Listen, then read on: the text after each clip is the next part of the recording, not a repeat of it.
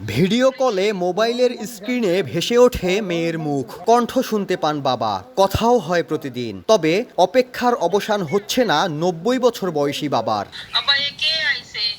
প্রযুক্তির কল্যাণে ৩২ বছর আগে হারিয়ে যাওয়া মেয়ের সন্ধান পান ৯০ বছর বয়সী বাবা বরগুনার তমিজউদ্দিন।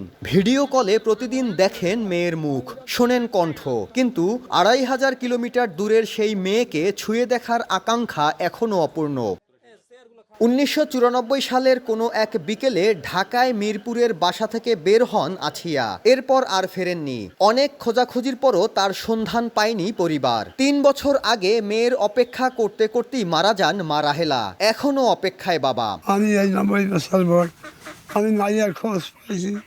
আর ওরা যদি আমার সরকারে যদি সাহায্য করে পাঠাই দেয় আমি তাড়াতাড়ি দেখতাম। বিকেলে যে ঘুরতে বেরিয়েছে, এই ঘোরার কথা কইয়ে যে গেছে আর উনি ফিরে আর আসে নাই।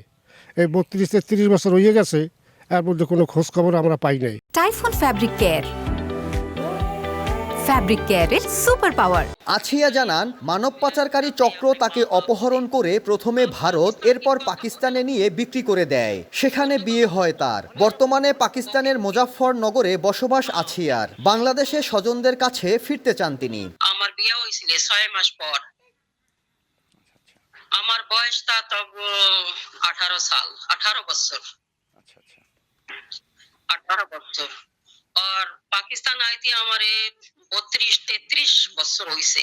জেলা প্রশাসন বলছে, আছিয়া চাইলে পাকিস্তানে বাংলাদেশ দূতাবাসের সঙ্গে যোগাযোগ করতে পারেন, অথবা তার পরিবার জেলা প্রশাসনের মাধ্যমে পররাষ্ট্র মন্ত্রণালয়ে আবেদন করলে আছিয়াকে দেশে ফিরিয়ে আনার বিষয়ে প্রয়োজনীয় সহযোগিতা করা হবে। জেলা প্রশাসকের মাধ্যম করে পররাষ্ট্র মন্ত্রণালয়ের সচিব স্যার বরাবর একটি আবেদন করতে পারেন। সেক্ষেত্রে পররাষ্ট্র মন্ত্রণালয় আমাদের যে বিদ্যমান নীতিমালা রয়েছে, নীতিমালা অনুযায়ী তাকে হয়তো বাংলাদেশে নিয়ে আসার যে প্রয়োজনীয় ব্যবস্থা সেটি গ্রহণ করবেন।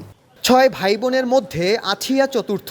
৪৮ বছর বয়সী আছিয়ার পাকিস্তানে ৭ সন্তান রয়েছে। সাইফুল মিরাজ, সময় সংবাদ, বরগুনা।